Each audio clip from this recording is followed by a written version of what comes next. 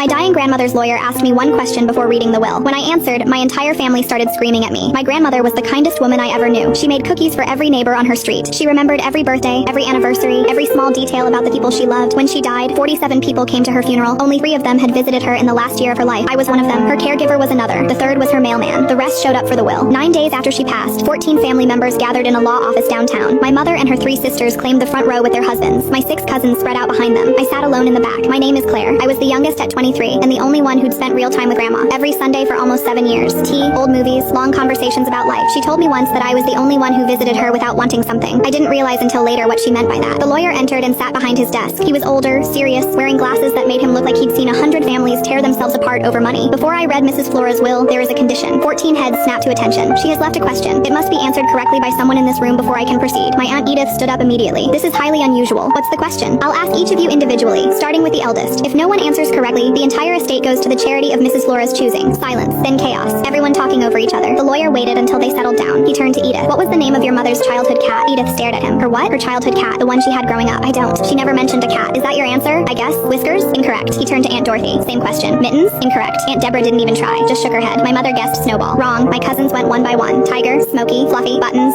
Shadow, Patches. Every single one wrong. My cousin Tyler laughed bitterly. This is